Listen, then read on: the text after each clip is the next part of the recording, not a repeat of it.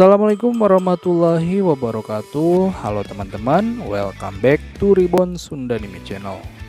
Gak kerasa ya, puasa sudah memasuki pertengahan bulan. Mudah-mudahan bagi kalian yang sedang menjalankan ibadah puasa ini selalu diberikan kesehatan oleh Allah Subhanahu wa Ta'ala. Nah, pada video kali ini aku bakal nge-review alur cerita manga Jujutsu Kaisen chapter 131 sampai 133. Tanpa banyak basa-basi lagi, mari kita langsung saja masuk kepada pembahasannya.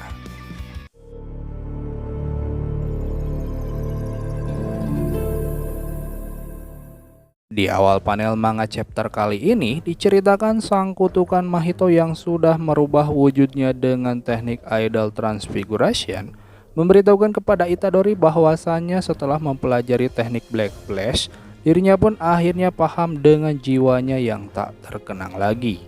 So, dari perkataannya tersebut, ya besar kemungkinan Mahito ini kayaknya sempat lupa dengan wujud aslinya sendiri. Amnesia atau apalah, yang pasti gara-gara belajar teknik Black Flash, Mahito ini jadi keinget lagi gitu. Dan katanya setelah membunuh Itadori, maka dirinya akan benar-benar terlahir lagi. Nah, setelah mengatakan hal tersebut, kemudian pertempuran yang sempat terhenti sejenak pun kembali dimulai. Pada serangan pertama, dengan menggunakan satu kakinya, Itadori bermaksud ingin mencoba menerjang bagian kepala si Mahito. Dan ya, gak segampang itulah.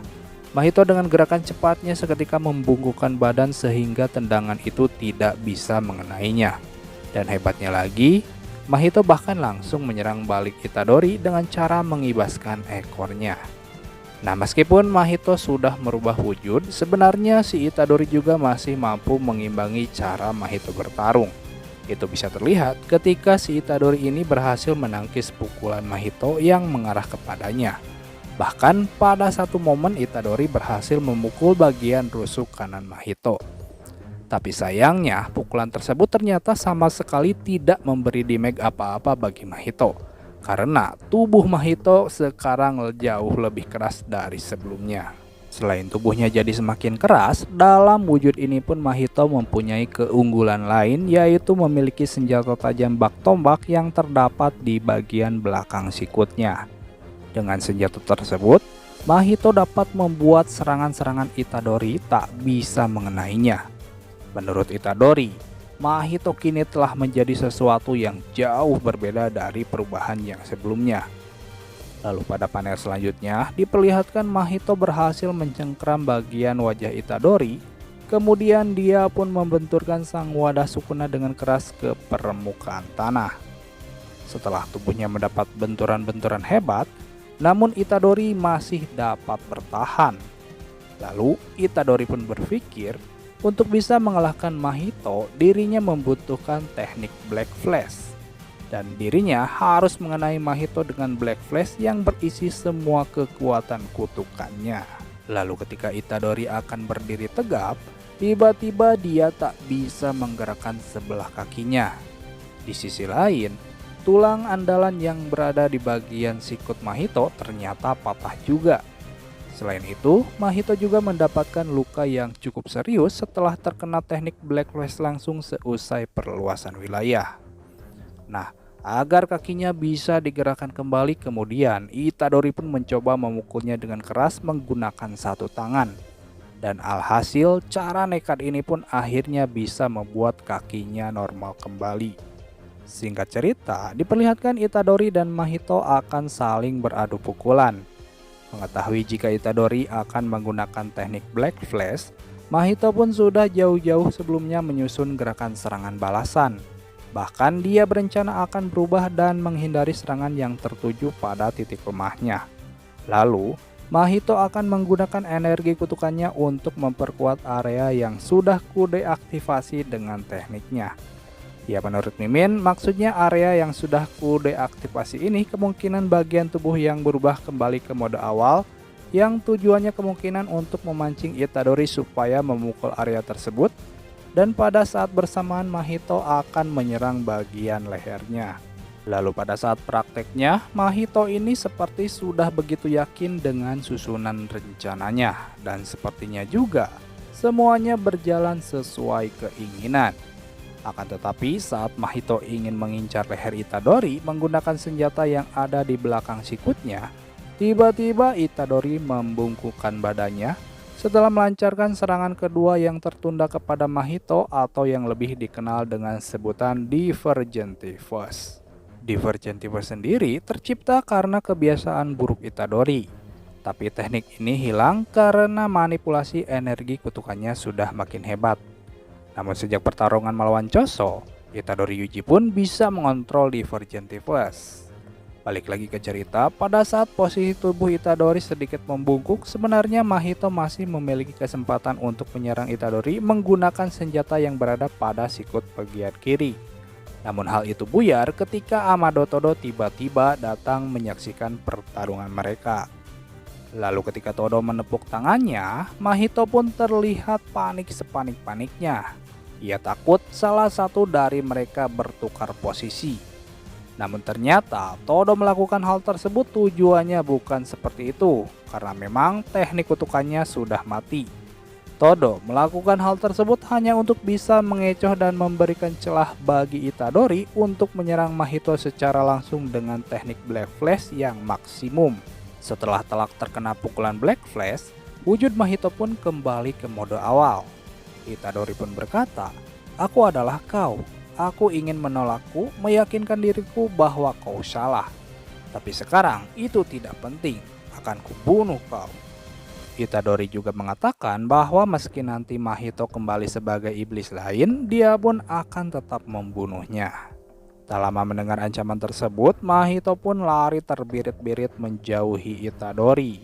Bila diibaratkan, Mahito adalah kelinci yang sedang diburu oleh Itadori sang burung hantu. Namun sayangnya, belum sempat Itadori menghabisinya, tiba-tiba di sana muncullah sekutunya yakni Geto Suguru. Geto pun berkata, "Mau kutolong, Mahito?" Masuk ke chapter 133, di mana di chapter ini banyak sekali memperlihatkan situasi dan kondisi yang terjadi pada saat dan sebelum pertarungan Itadori dan Mahito terjadi. Di antaranya adalah yang pertama, sebelum Todo dan Aratanita bertemu dan menolong Itadori, sebenarnya tujuan utama mereka datang ke Shibuya adalah untuk menyelamatkan Gojo Satoru. Tapi karena diketahui Suguru Geto telah membawa kurungan yang menyegel Gojo tersebut bersamanya, jadi Todo pun merubah tujuan pertarungan mereka dari yang awalnya menyelamatkan Gojo Satoru menjadi menyelamatkan rekan-rekan dan mengurangi jumlah musuh. Lalu yang kedua, pada jam 11.28 malam di depan gedung Shibuya Stream, di mana di sana diperlihatkan Panda dan Kusakabe rupanya berhasil selamat dari bahayanya jurus meteor yang dikeluarkan oleh Jogo pada saat bertarung melawan Sukuna sebelumnya. Lalu yang ketiga, pada jam 10.36 malam waktu Kuala Lumpur, Malaysia, di mana di sana diperlihatkan Mei Mei dan adiknya bernama Uy Uy sedang check-in untuk menginap di sebuah hotel. Menurut keterangan dari Mei Mei, bahwasanya dia bisa berada di Kuala Lumpur saat ini adalah berkat teknik kutukan milik Uy Uy. Kalau diingat kembali guys, beberapa menit sebelumnya Mei Mei dan Uy Uy ini berada di Jepang dan sedang bertarung dengan Geto. Nah, di chapter ini tiba-tiba kok Mei Mei dan Uy Uy dalam waktu sekejap bisa pindah begitu saja ke Malaysia. Nah, dari sini Mimin kurang lebih bisa menyimpulkan bahwasanya Uy Uy ini memiliki kemampuan teleportasi sama seperti Gojo Satoru. Ketika mereka hampir terbunuh oleh Geto, kemudian Uy Uy membawa Mei Mei melakukan teleportasi untuk pindah saat itu juga ke Malaysia. Lalu yang keempat, pada jam 11.28 malam di lantai B3 stasiun Shibuya, di mana di sana diperlihatkan Choso sepertinya masih shock karena tiba-tiba Itadori berada di ingatannya sedang berkumpul bersama saudara-saudaranya. Dari sini Choso pun penasaran dan ingin mencari tahu siapa sebenarnya Itadori Yuji dan apa sebenarnya dirinya. Dan yang terakhir, yang tepatnya saat ini sedang terjadi di reruntuhan kantor polisi Shibuya, pos polisi Udagawa, di mana di sana diperlihatkan ketika Itadori mendengar Mahito memanggil pria berjubah Buddha dan ada luka di bagian dahinya dengan sebutan Geto Suguru. Lalu Itadori pun saat itu juga berlari ke arahnya dan meminta Geto untuk mengembalikan Gojo Satoru. Namun ketika sedikit lagi Itadori mendekat, tiba-tiba Geto mengeluarkan arwah terkutuk berbentuk ikan lele miliknya yang kemampuannya bisa memanipulasi penglihatan seseorang. Jadi pada saat Itadori mendekat, tiba-tiba dia seolah jatuh ke dalam lubang yang begitu besar. Namun tak lama dia pun muncul lagi dan terjatuh di posisi yang sama. Geto pun berkata bahwasanya kekuatan dari manipulasi arwah terkutuk itu terdapat di banyaknya jumlah jurus yang dimilikinya. Dan dirinya memiliki beberapa arwah terkutuk semi grade 1 dan lebih tinggi.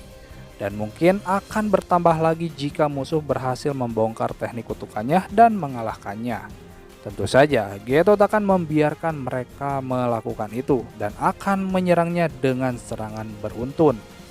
Tak lama setelah mengatakan hal tersebut, tiba-tiba tubuh Itadori dicengkram oleh seekor arwah terkutuk gurita yang sangat besar. Lalu Itadori pun dibawa paksa masuk ke dalam lubang sebelumnya sampai akhirnya Itadori muncul lagi dengan keadaan semua tubuhnya dipenuhi luka. Ketika Geto berbincang-bincang dengan Itadori, diam-diam lengan Mahito ternyata ingin menyentuh Geto Suguru. Namun Geto tidak bodoh, Geto tahu apa tujuan Mahito sebenarnya.